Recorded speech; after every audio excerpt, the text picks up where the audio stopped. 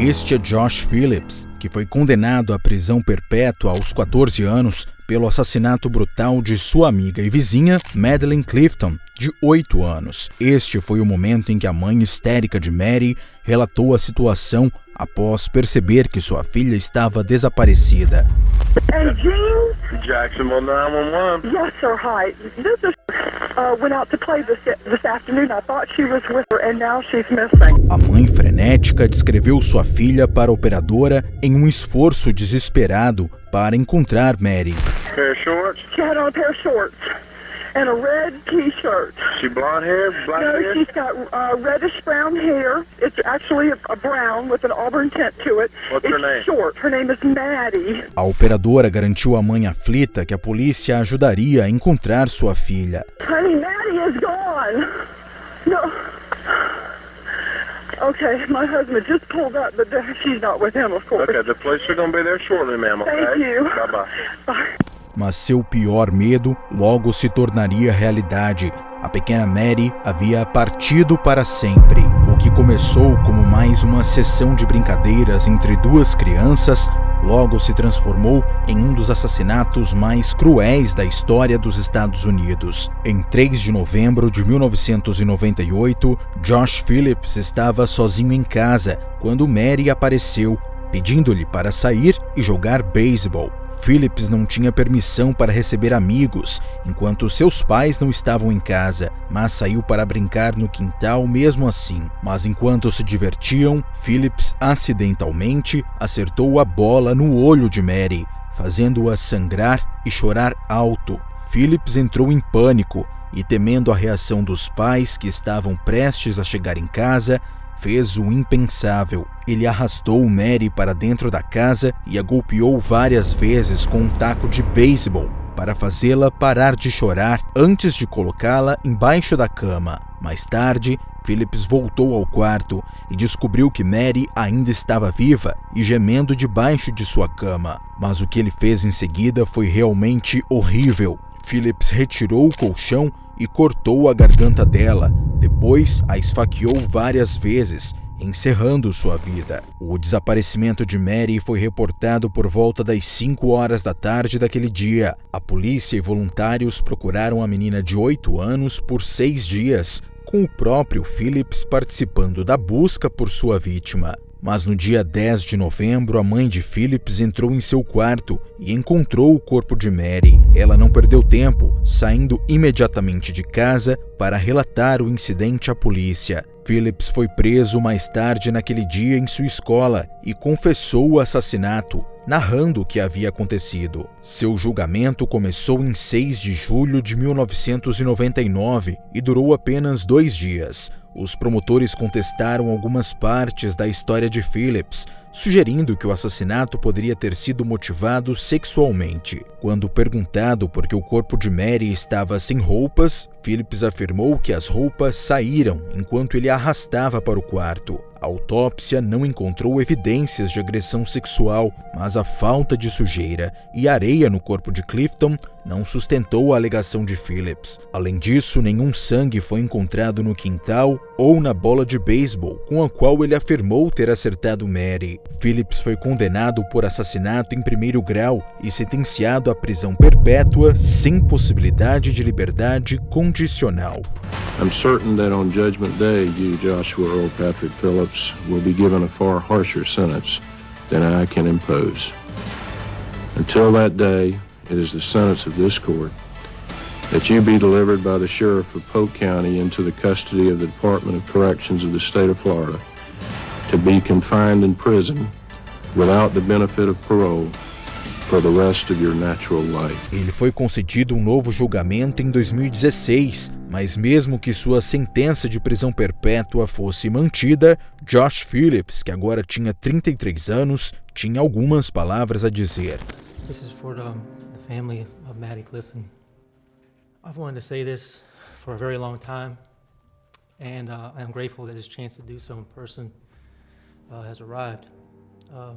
I don't pretend to know or understand your pain or to grasp a void that I have created in your lives. I did something horrible. I'm so sorry. I'm so sorry for what happened. Even now, after all these years, it is just unfathomable that all this could have occurred. It tears my mind asunder to know that I stole such a precious life from you, from the world.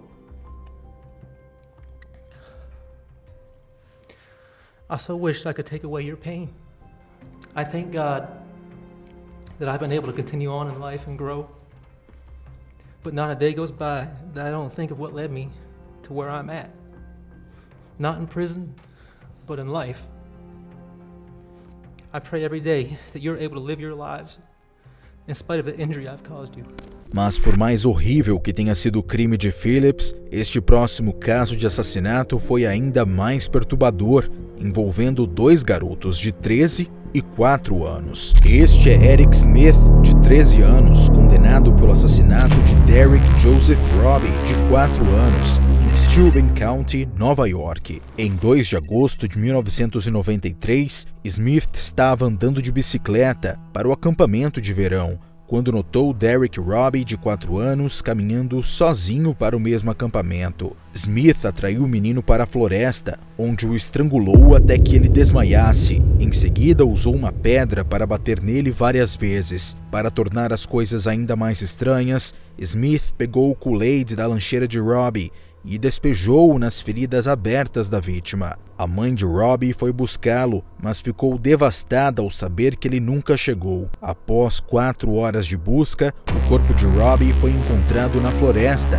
onde Smith o havia deixado. Assumiu-se que o assassino era um adulto de fora da cidade, mas após ser interrogado pelos investigadores, Smith não conseguiu mais esconder o que havia feito.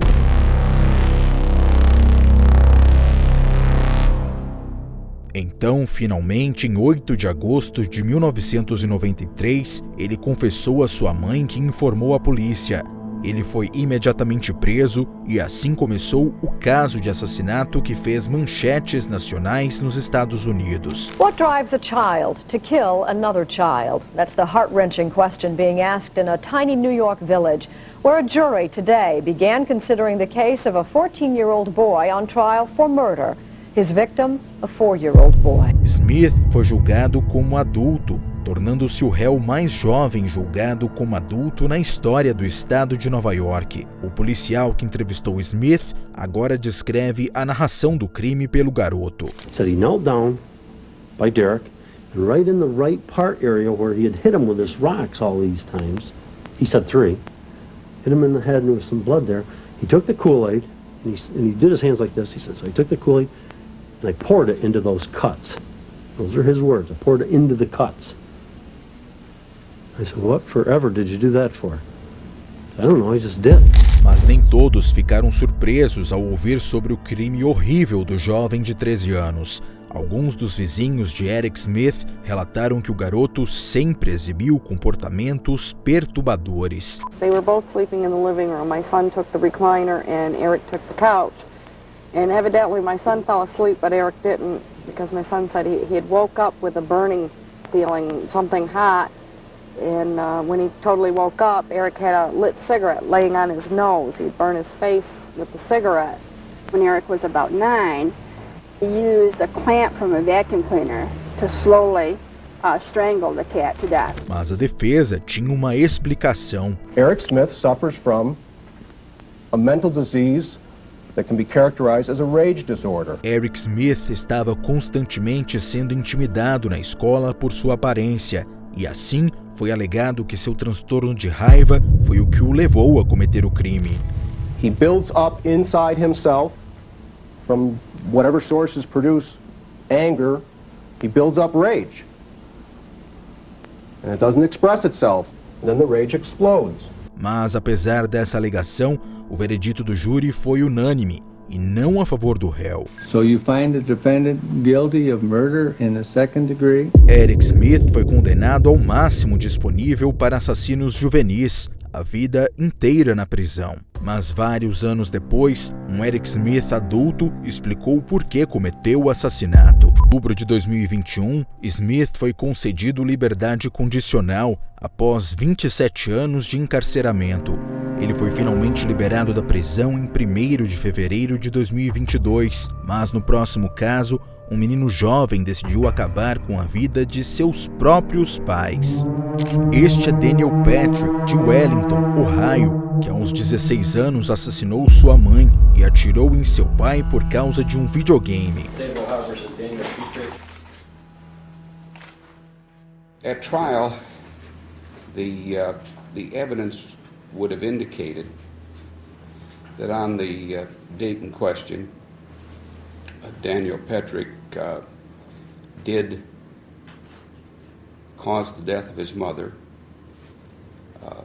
purposely and with prior calculation and planning. Dizia-se que Patrick tinha uma relação amorosa com ambos os pais. Seus amigos e familiares o descreviam como um adolescente normal e feliz, sem problemas psicológicos que pudessem ter motivado seus crimes. Mas a vida de Patrick começou a mudar no ano em que contraiu uma infecção devido a uma lesão e ficou confinado em casa por 1 ano, enquanto se recuperava de graves danos na coluna. Foi nesse período que ele foi apresentado aos jogos violentos de Halo por um amigo e desenvolveu um vício, jogando até 8 horas por dia na casa do amigo. O pai de Patrick sempre desaprovou a violência nos videogames, mas depois que seu filho comprou o jogo contra suas ordens, ele o confiscou, colocando-o em um cofre que também continha sua pistola de 9mm. Em 20 de outubro de 2007, cerca de uma semana depois,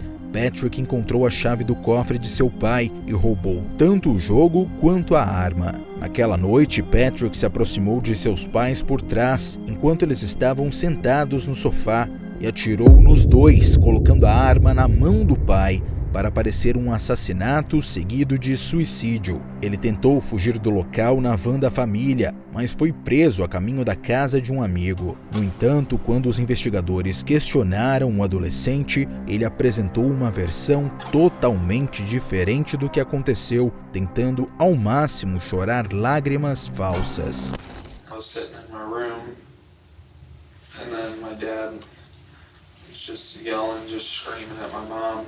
My dad walked into his bedroom and then walked back out, and then I heard a gunshot. I ran out there and my mom had been shot. He pointed the gun at me, and then he said he was sorry, and then he shot himself. Mas anos depois, até ele confessou que sua mentira era ridícula. The plan that I had formulated to make it look like my father had done all this was not plausible. It wasn't even realistic. Sua mãe morreu no local, mas seu pai sobreviveu contra todas as possibilidades. I was in the hospital for, I think, 30 days. They did 5 surgeries on me. Reconstruction surgeries to my eye socket, the roof of my mouth, my jaw, just all kinds of stuff. I couldn't stop thinking about what happened that night. And the more I thought about it, the more I wanted to kill him. Mas ele acabou perdoando seu filho em sua declaração de impacto da vítima, antes de a sentença ser proferida, durante a qual Daniel Patrick não conseguiu segurar as lágrimas. Andy has had to face and is now facing very serious consequences of what he did on October 20th, 2007.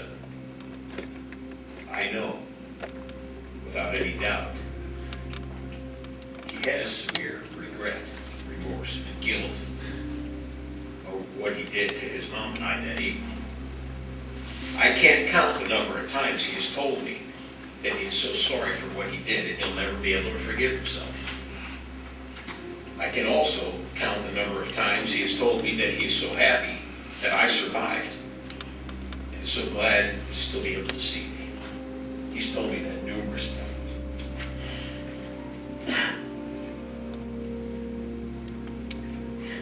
I love you, Danny. Devido à sua idade, ele não pôde ser condenado à morte Então Daniel Patrick foi condenado a passar o resto da vida atrás das grades. Therefore, it will be the judgment of law and sentence of court. Count 1, aggravated murder, 20 years at the Lorraine Correctional Institute. Counts 2 and 3 are allied offenses of count 1 and are murder. Count 4, 10 years at the Lorraine Correctional Institute.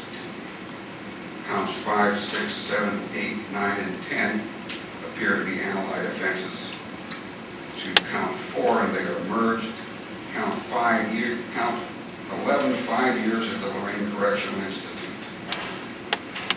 Those sentences will run concurrently. Daniel Patrick desejou acabar com a vida de seus pais por causa de um mero videogame.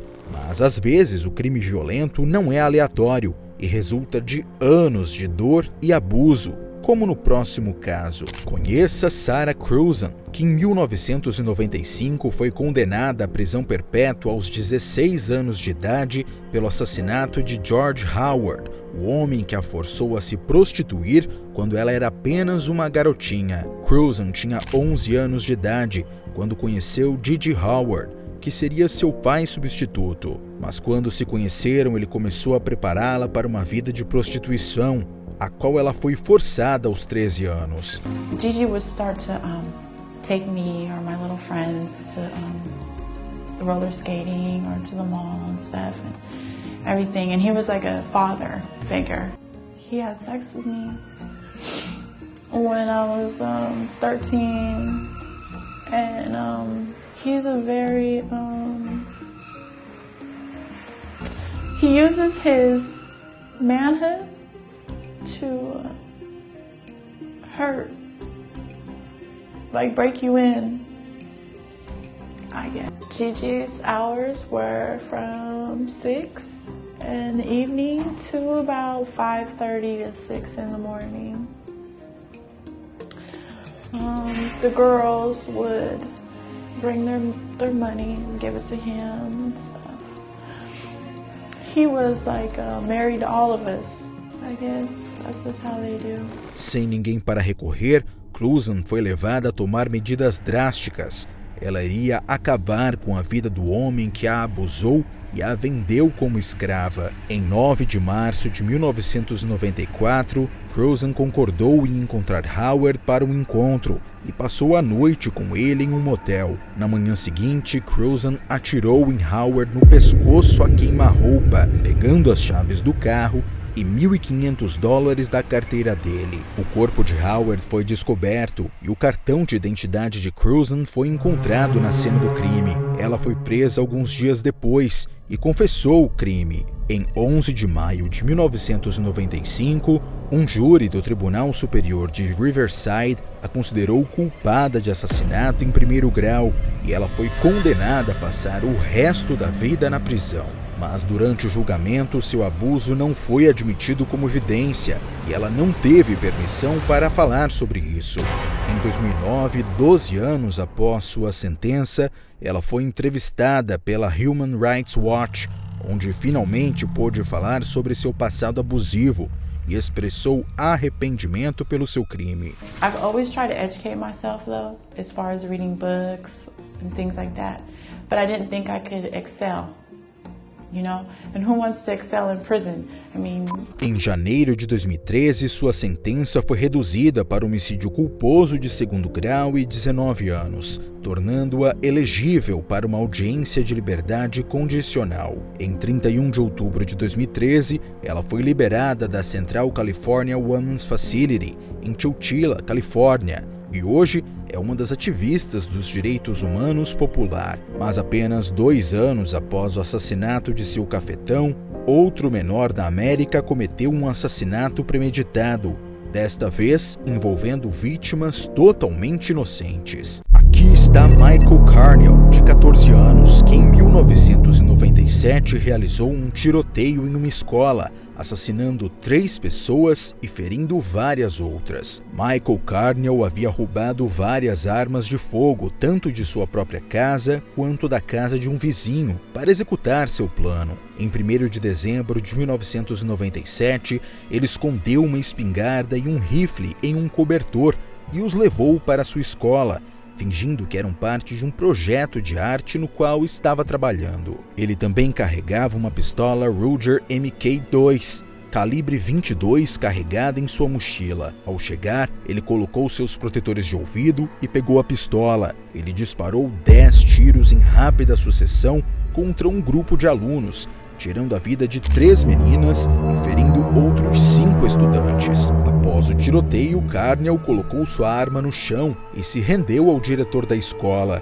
Ele imediatamente demonstrou remorso e implorou ao diretor para tirar sua própria vida pelo crime indescritível que acabara de cometer. Carneal não conseguiu dar uma explicação única para seus crimes, mas disse que fatores contribuintes incluíam a crença de que seus pais não o amavam e o bullying por parte dos colegas. Também foi relatado que ele tinha ansiedade, depressão e paranoia severa. Ele se declarou culpado no tribunal e recebeu uma sentença de prisão perpétua, com possibilidade de liberdade condicional em 25 anos. Mas em 26 de setembro de 2022, aos 39 anos, a Junta de Liberdade Condicional negou por unanimidade o pedido de liberdade condicional de Carneal e ordenou que ele cumprisse o restante de sua sentença de prisão perpétua. Due to the seriousness of your crime involved a weapon, you had lives taken, and the seriousness, again,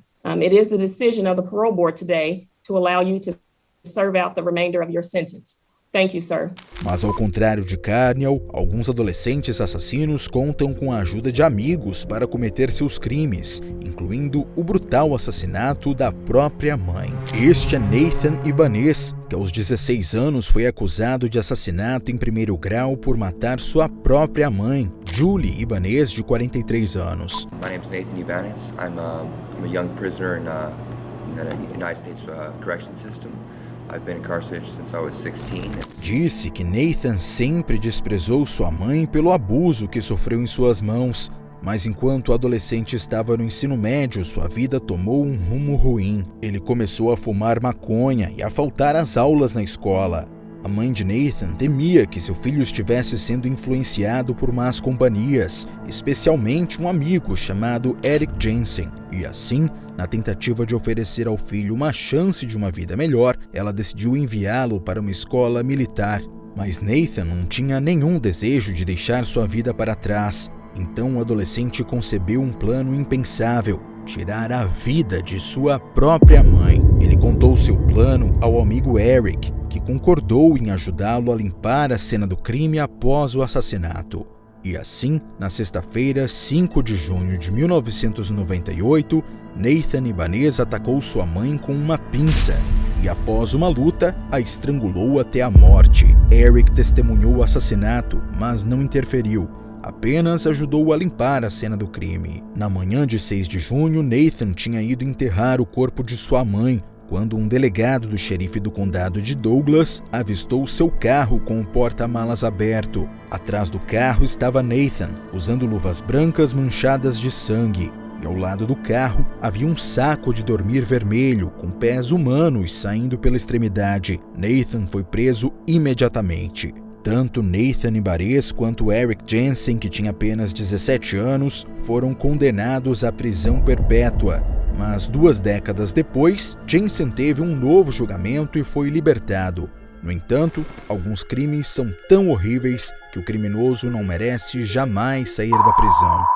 Este é Ethan Crumbley, de 15 anos, que no dia 30 de novembro de 2021 realizou um tiroteio em massa na Oxford High School, em Detroit, Michigan, com uma pistola semiautomática 9mm que ele roubou de seu pai.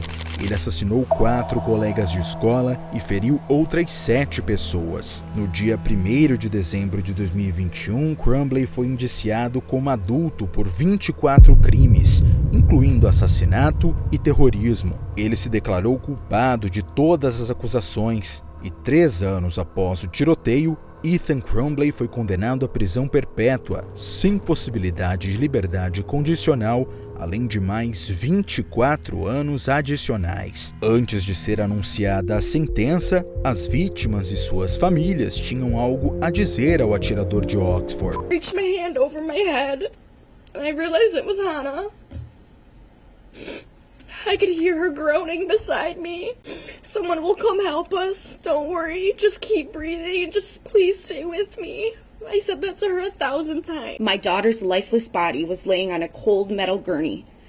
I remember her hand laying out from underneath the sheet. We want you to spend the rest of your life rotting in your cell. What you stole from us is not replaceable. Justin would have been your friend if you had only asked him. Mas antes da sentença, Crumbley pediu desculpas no tribunal e afirmou que aceitaria qualquer sentença que as vítimas pedissem. You're all here because of me today, of what I did. I am a really bad person. I have done terrible things that no one should ever do.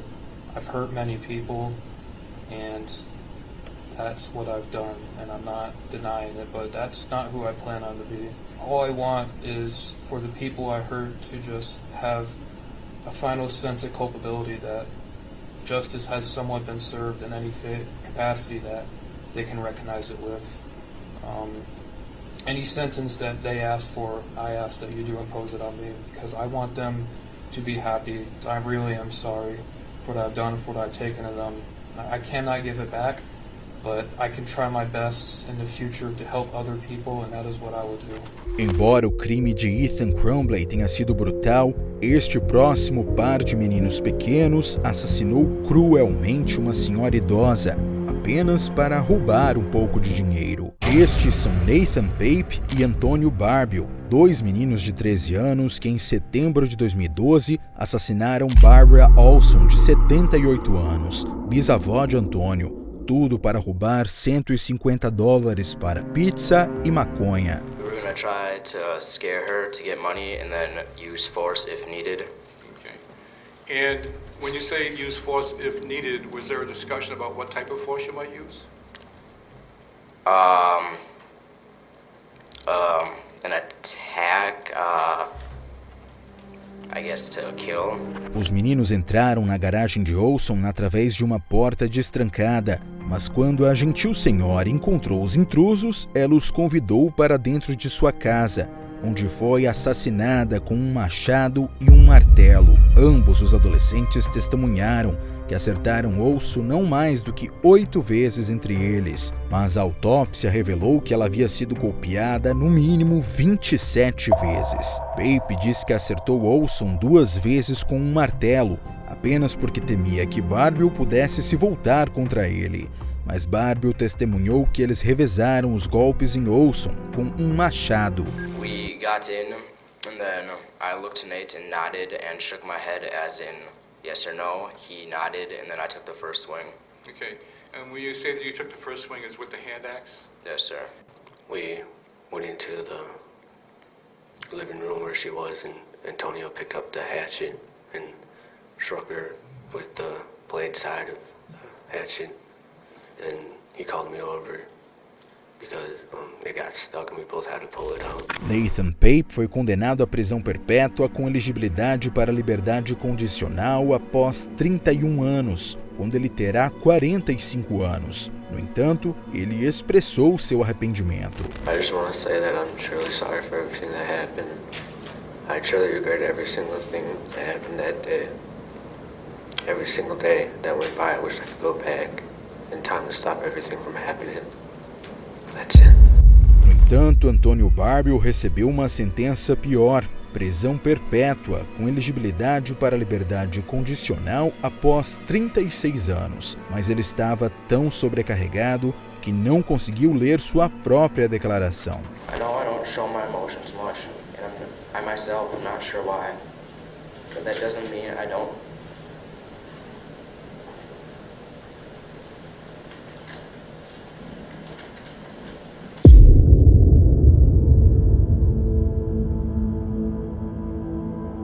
Este próximo caso de assassinato, no entanto, foi tão horrível que o garoto mereceu mais do que uma sentença de prisão perpétua. Ele mereceu a pena de morte.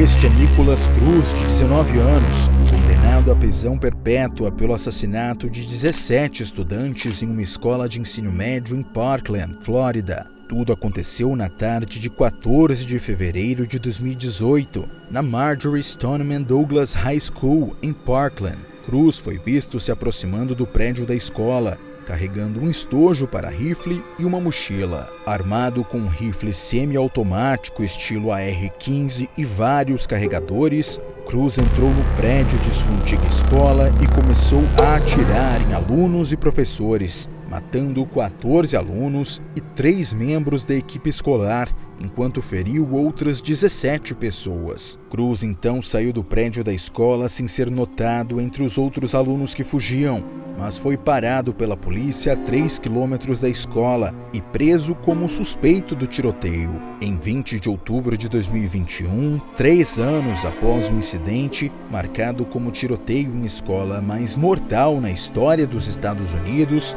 Cruz se declarou culpado por 17 acusações de assassinato e 17 acusações de tentativa de assassinato. No entanto, o atirador também demonstrou arrependimento e até deu um pedido de desculpas emocional pelos seus crimes. Yes. Okay. May I take off my mask? Sure. I am very sorry for what I did, and I have to live with it every day. And that if I were to get a second chance, I will do everything in my power to try to help others. And I am doing this for you, and I do not care if you do not believe me. And I love you, and I know you don't believe me, but I have to live with this every day. And it brings me nightmares, and I can't live with myself sometimes, but I try to push through because I know that's what you guys would want me to do. I hate drugs, and I believe this country would do better if everyone would stop smoking marijuana and doing all these drugs and causing racism and violence out in the streets. I'm sorry, and I can't even watch TV anymore. And I'm trying my best to maintain my composure, and I just want you to know I'm really sorry. And I hope you give me a chance to try to help others. If I believe it's your decision to decide where I go and whether I live or die. Not the jury's, I believe it's your decision. I'm sorry. Um ano depois, para desapontamento das famílias das vítimas, Cruz foi culpado da pena de morte e condenado à prisão perpétua, já que o júri não conseguiu alcançar um consenso unânime sobre a condenação do réu à morte. As famílias ficaram furiosas e algumas até saíram da sala do tribunal com raiva. Today, the wrong verdict was given. We are beyond disappointed with the outcome today. I'm stunned. I'm devastated. Today's ruling was yet another gut punch for so many of us. I'm disgusted with our legal system. I'm disgusted with those jurors. Cruz, no entanto, permaneceu sem emoção e não tinha nada a dizer após a sentença ser passada. Na sentença formal, as famílias das vítimas tiveram a chance de falar com o assassino pela última vez. Sentence of the court as follows. Count 4 of the indictment, the murder in the first degree of Alexander Schachter. The court imposes a mandatory life sentence without the possibility of parole. Count 5 of the indictment. I wish nothing for you today. After today, I don't care what happens to you. You'll be sent to jail. You'll begin your punishment. You'll be a number. And for me, you will cease to exist. But I hope your ever-breathing moment here on earth is miserable. And you repent for your sins, Nicholas, and burn in hell. When you die, it is my fondest hope that they take you and and burn you and take your ashes and throw them in the garbage dump. You know why? Because garbage to garbage. And Parkland murder, I hope your maker sends you directly to hell to burn for the rest of your eternity. Alyssa will never graduate from high school. Alyssa will never go to college. And Alyssa will never play soccer. She will never get married. And she will never have a baby. To the killer of Alyssa Miriam Al-Hadef, my hope is for you is that you are miserable for the rest of your pathetic life. No final da audiência, Nicholas Cruz, agora algemado, foi levado e transferido para onde cumpriria sua sentença. Mr. Cruz, you are remanded to the custody of the Department of Corrections to complete the mandatory life sentences imposed by the court, remanded to the custody of the Department of Corrections. And he's to be given credit in the amount of 1,718 days time served. O estado da Flórida, no entanto, se recusou a divulgar publicamente a localização onde o atirador em massa está cumprindo sua pena, pois isso representaria uma ameaça à sua vida, considerando que muitas famílias das vítimas ainda desejam vingança.